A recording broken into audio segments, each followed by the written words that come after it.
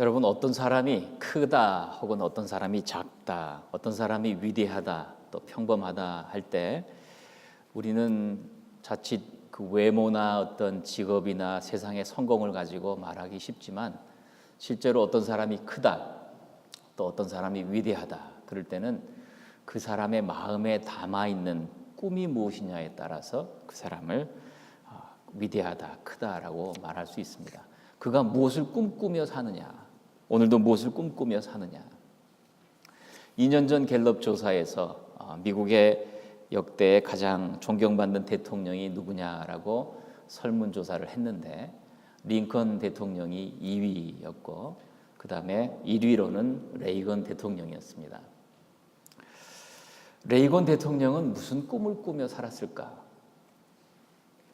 약 한 30년 전쯤 되나요? 그때 대통령 임기를 마친 레이건이 치매를 앓고 병상에 누워 있었습니다. 그때 공화당 전당대회가 열렸는데, 그때 남편을 대신하여서 낸시 여사가 그 단상에 오릅니다. 그리고 아주 짧지만 잊을 수 없는 아주 감격스러운 말을 이렇게 하죠. 내 남편 지금 병상에 있습니다. 그러나 그는 아직도 산 위의 동네를 보고 있습니다. 이 Church on the Hill, 산 위에 있는 동네를 보고 있습니다. 이 말을 듣고 있던 모든 그 대회장에 참석했던 사람들이 기립하여 열광하고, 또 눈물 짓고 있는 낸시 여사와 함께 눈물 지으면서 그런 대회를 하고 있던 그 기억이 저는 아주 새롭습니다. 어떤 사람은 치매를 앓고 병상에 누워 있지만 그는 그 자리에 병상에 누워서도 한 가지의 꿈을 가지고 있습니다. 언덕 위의 도시를 세워가는 꿈입니다. 이 산 위에 있는 동네라는 그가 꾸었던 꿈은 바로 마태복음 5장 14절에 나와 있던 바로 그 언덕 위의 동네, 바로 그것입니다. 병상에 누워서도 꿈을 꾸는 사람, 현실에 절망하지 않고 꿈을 포기하지 않는 그 사람이 바로 큰 사람이고 위대한 사람인 거죠. 이 산 위의 동네라는 이 말은 우리가 아는 것처럼 미국이 세워진 씨앗이 되죠. 또 미국을 잉태한 청교도들의 꿈이 되었죠. 이 존 윈슬럽이라고 하고 있는 이 매사추세츠의 초대 총독이 됐던 그가 102명을 데리고 이제 영국에서 신앙의 자유를 찾아 이 언덕 위의 꿈을 꾸면서 그가 영국을 떠나지 않습니까? 그리고 102명이 도착하여 뉴 잉글랜드 지역에서 이 한내 겨울을 지나면서 추위와 굶주림과 질병으로 절반이 딱 죽고, 그리고 첫 해 추수감사절을 하면서도 그들은 절반의 희생, 그보다 더 큰 이 언덕 위의 도시를 세우는 그 꿈을 꾸면서 그들은 그 모든 어려움을 이겨나가지 않습니까? 그들은 어려움을 이기면서도 꿈을 버리지 않을 때 그 뒤를 따라 꿈을 꾸는 많은 사람들이 거기에 동참하기 시작합니다. 영국에서 이후에 60만 명이 찾아오고요. 스코틀랜드에서 90만 명이 찾아오고요. 독일과 그 유럽 지역에서 50만 명이 찾아옵니다. 이 50명으로 이루어진 이 꿈, 이것이 200만 명으로 확산되어 가면서 그들은 위대한 청교도의 어떤 그 꿈, 언덕 위의 도시를 꿈을 꾸는, 그리고 미국을 탄생하는 배경이 되는 거죠.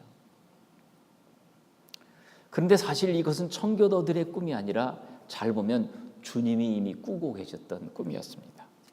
이 언덕 위의 도시라는 이 말은 말씀으로 온전히 받는 한 나라를 세울 수 없나, 이 땅에 하나님의 나라가 가시적으로 이 나라를 통하여 드러낼 수 있는 도시와 사람과 또 교회와 어떤 공동체를 세워갈 수 없을까? 그것을 언덕 위의 도시라고 말하는 겁니다. 그리스도인들은 이 꿈을 꾸며 살아야 하는 겁니다.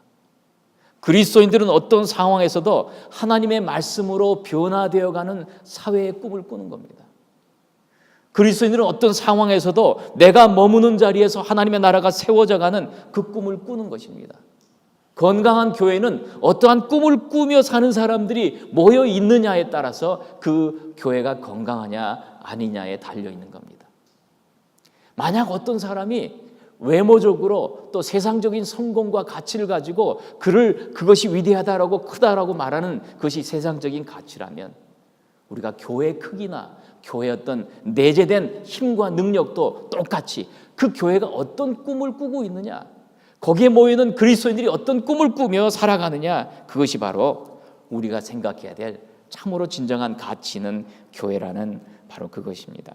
여러분, 그래서 오늘도 우리는 살아 숨쉬고 호흡하는 이 이유는 나의 가정이, 나의 일터가, 내가 사는 동네가, 내가 섬기는 교회가 그리스도로 인하여 생명을 얻고 말씀으로 새롭게 변화되고 그런 변화되어가는 사회를 꿈꾸는 교회가, 가정이, 또 그러한 모임이, 공동체가 되어야 한다는 겁니다.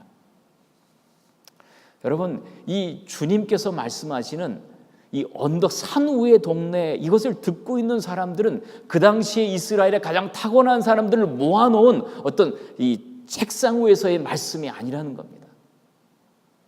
주님은 지금 갈릴리 지역에서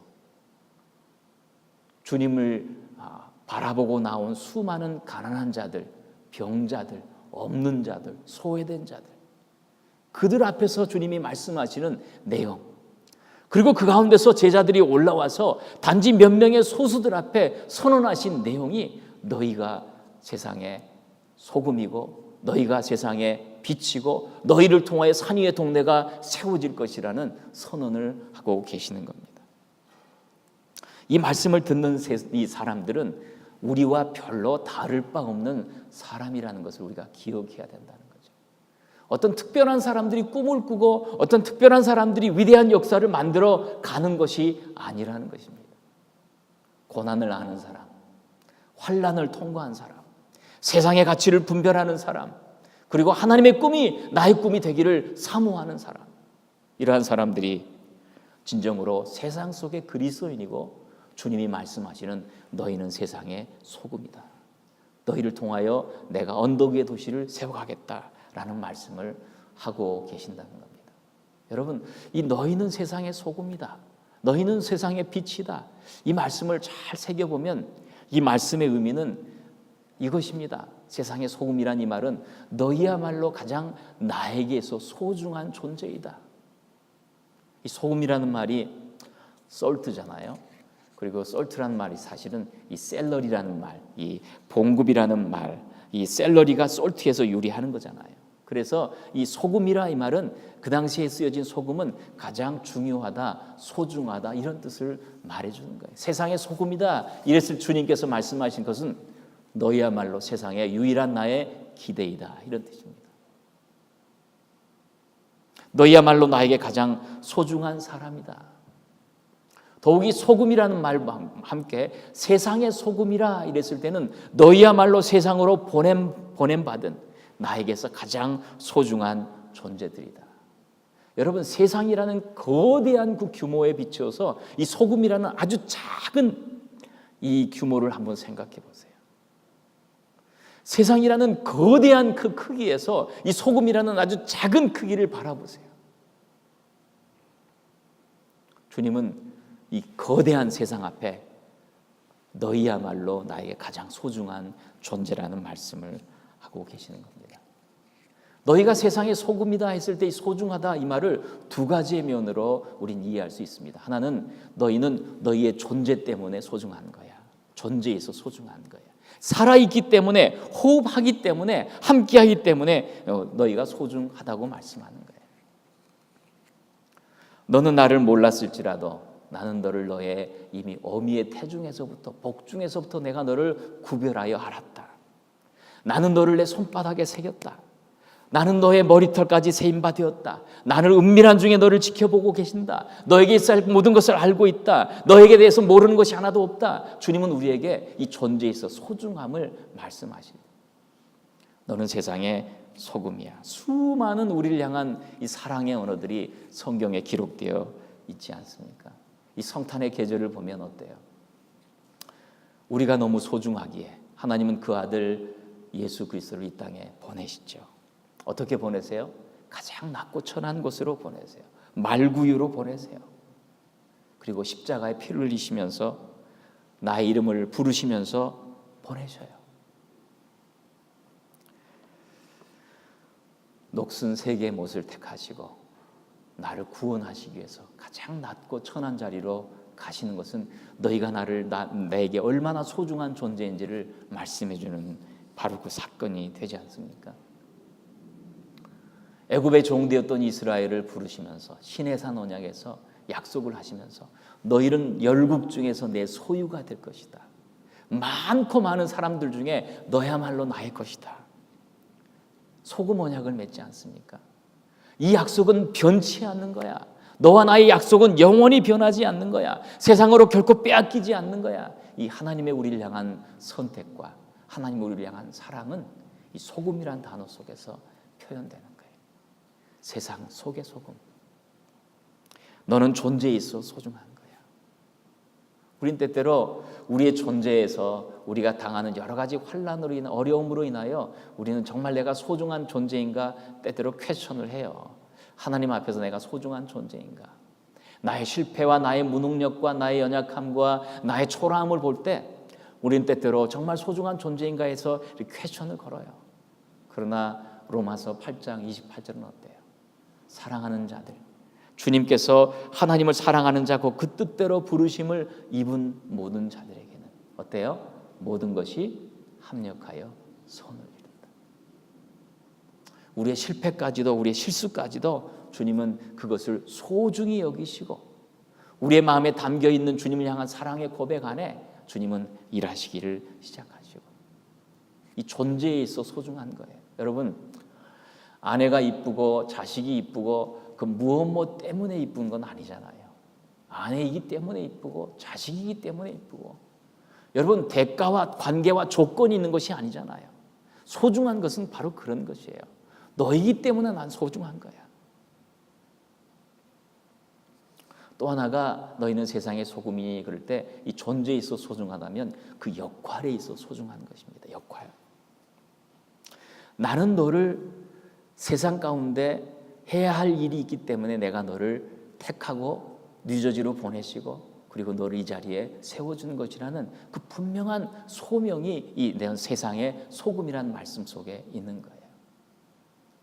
많은 사람들이 일에 치여서 여러 가지 그냥 삶에 찌들려 가지고 이 소중함을 잃어버리지만 내가 뭘 할 수 있을까? 나는 가진 것도 없고 아는 것도 없고 나는 뭐 이런 여러 가지 생각들을 하지만 그러나 사실은 하나님께서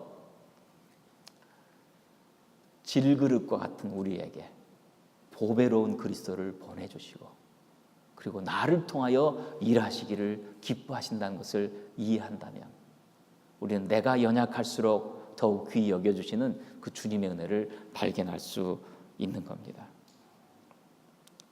사도 바울을 고린도전서 후서에서 우리가 아침에 새벽기도 때 쭉 묵상하면서 저는 고린도후서가 예전에 그렇게 좋은 줄 몰랐어요. 얼마나 사도 바울의 고통과 아픔과 그런데 그 고통의 내용이 어디서 오냐면 고린도 교회로부터 오는 거예요. 자기가 개척하여 세웠던 고린도 교회로부터 오는데 고린도전서는 고린도 교회의 문제 때문에 쓰여진 편지라고 하면 고린도후서는 고린도 자기가 세웠던 교회로부터 자기를 향한 어떤 화살 때문에 그가 쓰는 편지예요. 사도 바울의 진정성을 의심해 정말 저 사람 선한 사람인가? 진실한 사람인가? 정말 저 사람은 사도인가? 예루살렘 교회 추천도 없이 그가 와서 사역하고 있는 그것이야말로 옳은 것인가? 여러 가지 이 퀘스천을 의심받을 때 그는 붙잡고 있는 그의 말은 뭐냐면 우리는 그리스도의 향기야. 우리는 그리스도의 편지야. 우리는 그리스도의 대사야. 향기이고 편지이고 대사이지만 그 앞에 담겨진 그리스도라는 이 초점을 놓치지 않는 거예요. 사도 바울의 그 고백이 저는 얼마나 좋은지 사도 바울의 고백 중에 이런 게 있습니다. 우리가 사방으로 우겨쌈을 당하여도 쌓이지 않고 답답한 일을 당하여도 낙심하지 않고 박해를 받아도 버림받지 않고 거꾸로 뜨임을 당해도 망하지 않고 사도 바울이 당하는 현실이 적어도 바울의 진실성을 의심하고 사도성을 의심하는 그 정도의 문제가 아니라 자기에게 수많은 문제들과 문제들 속에 있는 자기의 모습을 고백해요. 이 답답한 일. 저는 이 말이 굉장히 위로가 돼요. 사도 바울도 이렇구나. 이 답답한 일이라는 것은 뭐냐면 무엇을 해야 될지, 또 어떻게 해야 될지 당황스럽다는 원어적인 표현이에요. 어떻게 살아야지? 무엇을 위해 살아야지? 어떻게 해야 되지? 사도 바울은 자기의 질그릇과 같은 자기의 연약함을 고백해요.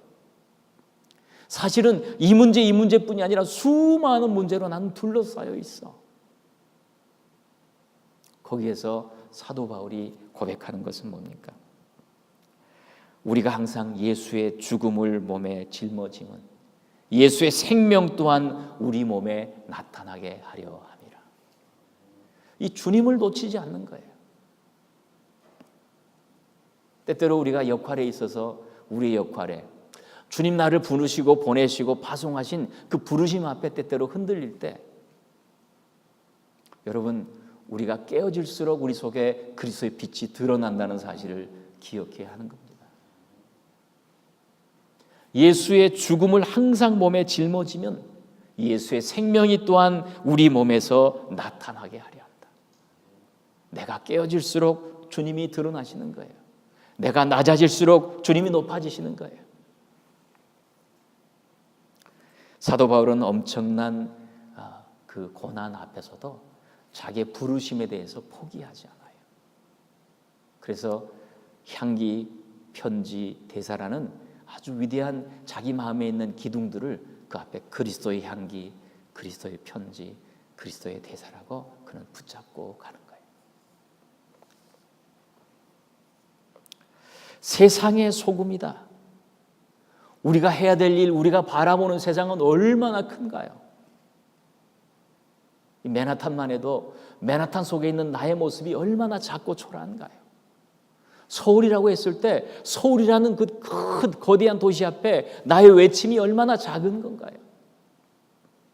이 거대한 크기의 세상 앞에 소금이라는 지극히 작은 존재로 주님은 우리의 존재와 역할을 말씀하시는 거예요.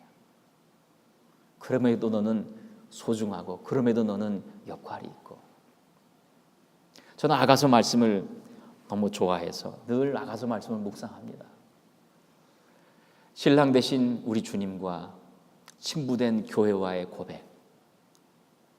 1장에서 그는 자기의 자존감이 주님으로 인하여 회복되어 갈 때 신부가 세상을 보니까는 갑자기 자기 자신이 얼마나 초라한지를 발견해요. 그래서 그가 하는 고백이 나는 샤론에 수선하여 골짜기에 백합화로구나. 내가 수선하고 백합하고 아름답고 소중한 존재인지는 알겠습니다. 그런데 내가 서 있는 곳은 샤론 평야이고 나는 골짜기 밸리 오브 밸리스, 깊은 심산유곡의 초라한 외로운 하나의 아름다운 꽃에 불과합니다. 주님이 나를 아름다운 이런 모습이라고 그렇게 말씀하셔도 그 거대한 세상 속에 나는 너무나도 작고 작은 존재입니다.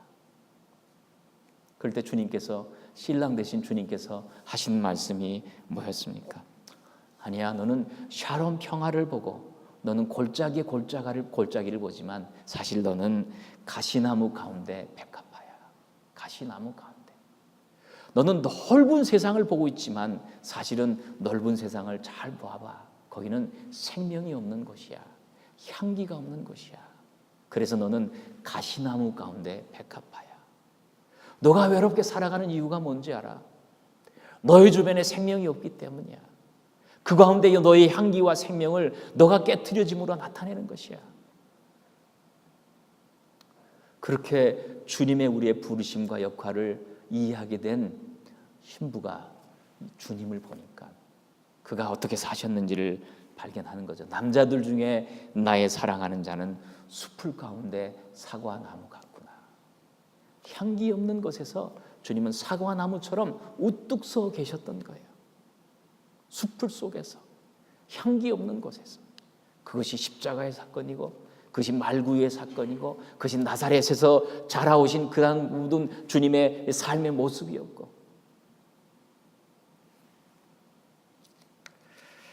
여러분, 우리의 부르심은요, 세상의 크기나 세상의 잣대로 우리의 부르심을 재단할 수 없는 거예요. 우리의 부르심의 이 존재의 소중함과 역할의 소중함은 내가 나를 결코 하나님의 뜻을 다 알지 못하는 이상 재단할 수 없는 거예요. 그래서 오늘도 우리는 믿음으로 살아야 하는 줄 믿습니다. 오늘도 믿음밖에, 그리스도를 믿는 믿음으로 살아가는 거예요. 어떤 교향악단이 있었어요. 그 가운데 피콜로를 부는 소년이 있었어요. 이 교향악단의 피콜로는 악기 중에 가장 작죠. 소리도 가장 작죠. 그래서 늘 이 피콜로 부는 이 사람은 자기의 존재에 대해서, 역할에 대해서 늘 불만스러웠어요. 웅장하고 크고 화려한 소리가 아니었어요.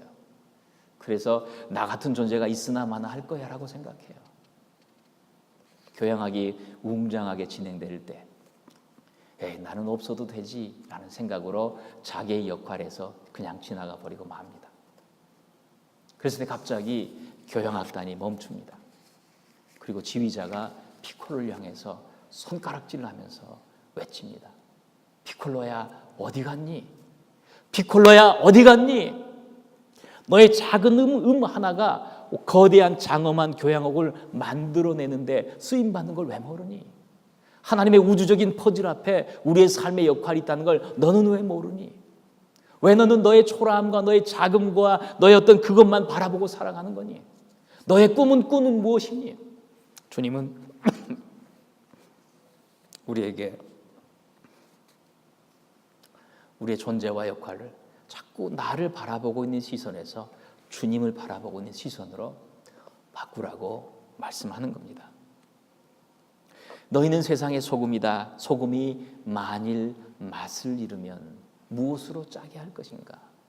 이 소금의 맛은 어떤 맛이에요? 짠맛이죠. 소금의 짠맛이란 어떤 것입니까? 그의 존재와 역할을 드러내는 데 쓰이는 특성입니다. 이 소금에서의 짠맛은 어떤 것입니까? 부패한 것을 썩지 않게 하고 더러운 것에 깨끗하게 하고 맛이 없는 지역에 맛을 내게 하죠. 너희는 세상의 소금이다 라는 말 속에는 적어도 부패한 땅에 살고 있는 우리들에게 썩지 않게 하는, 더러운 곳에 살고 있는 곳에 깨끗하게 하는, 그리고 맛을 잃은 이 세상의 삶 가운데 맛을 내게 하는 그런 세상의 소금의 역할을 하도록 말씀하는 겁니다. 세상의 소금, 그럴수록 우리는 이 소금의 특성, 이 소금에 지는 짠맛의 특성 속에서 우리의 삶을 적용하여 갈 수 있는 것입니다. 머무는 자리에 썩지 않게 하는 사람, 머무는 자리를 썩지 않게 하는 사람, 썩어가는 냄새가 나는 곳에 냄새가 사라지게 하는 사람. 여러분, 소금에서의 짠맛이 소금의 특성이라고 하면 그리스도인에서 특성은 어떤 것이 되어야 될까요? 참 그리스도인의 모습은 무엇이 되어야 될까요? 그것이 우리의 특성으로 드러난다면 이 본문의 위치는 팔복 다음에 나와 있다는 것을 봐야 하는 거예요. 그리스도인은 어떻게 살 것인가? 이것이 앞에 팔복을 받고 이후에 이제 5장, 6장, 7장에 나타난 사회적인 의, 도덕적인 의, 신앙적인 의, 바로 착한 행실이 무엇인지를 드러내는 바로 그 본문을 이어주고 있는 거예요. 즉 다른 말로 하면 그리스도인은 구별되어 살아가야 된다는 거예요. 똑같이 살아서는 안 된다는 거예요. 그것이 아무리 외롭고 눈에 띄지 않는 길이라 할지라도 그 길을 걸어가야 한다는 것입니다. 마음에 품는 내용이 다르다는 거예요. 심령이 가난한 사람, 이것이 복이 있다는 거예요. 심령이 무슨 어떤 다른 것으로 채워가는 것이 아니라 마음에 나의 어떤 영적인 파산 상태를 날마다 바라보고 심령이 한없이 하나님밖에는 없다는 것을 발견하는 그러한 가난한 사람. 나의 죄와 이웃의 죄를 생각하면서 날마다 눈물로 살아가는 눈물의 사람. 하나님의 뜻을 순종할 마음이 나에게 없으니, 의지가 없으니 날마다 주님 나에게 필요한 것은 온유라는 하나님의 뜻에 길들여져 있는 상태라는 그 온유한 사람. 주님 나에게 이러한 온유함을 주십시오. 그럼에도 불구하고 나에게는 의의가 없기 때문에 의에 줄이고 목마른 사람. 주님 나 속에는 이 사랑이 없습니다. 주님의 참 사랑이 나에게 필요합니다. 긍휼의 사람으로 바꿔주십시오. 긍휼의 사람. 주님 날마다 나는 더럽습니다. 나를 깨끗하게 해주십시오. 이 청결한 사람. 주님 내가 가는 자리마다 이 화평케 하는 피스메이커 삶을 살아갈 수 있도록 주님 나에게 그러한 의의를 더하여 주십시오. 다른 것을 구하는 것이 아니라 하나님의 참 그리스도인의 이 정체의 모습을 내 삶 가운데 살아가기 위하여, 의를 위하여 핍박을 받는 자리까지 기꺼이 걸어가는 사람, 이것이 그리스도인의 특성이라고 말하는 거예요. 너희는 세상의 소금이다, 이런 말은 앞에 있는 팔복의 참 그리스도인의 모습을 너가 살아가고 있는가, 그 길을 걸어가야 된다. 모두가 다 그걸 놓쳐버리고 살 때도 너는 그 길을 걸어가야 된다고 말씀을 듣는 겁니다. 여러분, 썩지 않게 하고 깨끗하게 하고 또 맛을 내게 하고, 이것이 소금의 잘 특성이잖아요.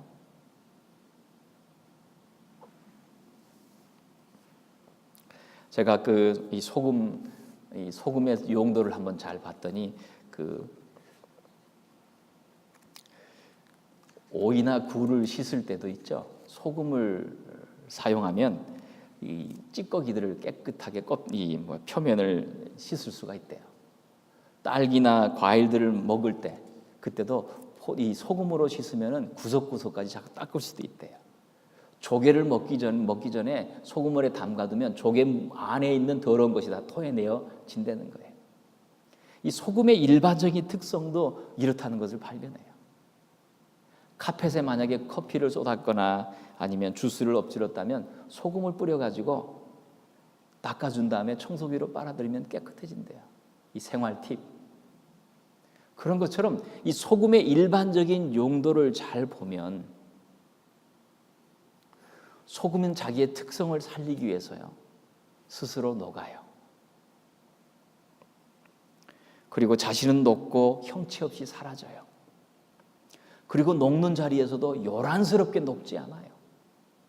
소리 없이 녹고 스스로 녹고 자기는 형체도 없이 사라져가는 은밀한 죽에 작용하는 것이 소금의 특성이에요. 이것이 그리스도인의 한 단면이라고 오늘 주님은 우리에게 말씀하는 거예요. 즉 그리스도인의 선한 영향력은 눈에 띄게 소리나게 요란하게 정말 그렇다는 것으로 화려하게 나타나는 것이 아니라 내가 서 있는 자리에서 은밀하게 조용히 그렇게 그 특성을 드러내어 살아가는 것입니다. 자기 이름을 감추고 자기 주장을 내려놓고 자신은 스스로 녹아가는 사람. 하나님이 그러하셨어요.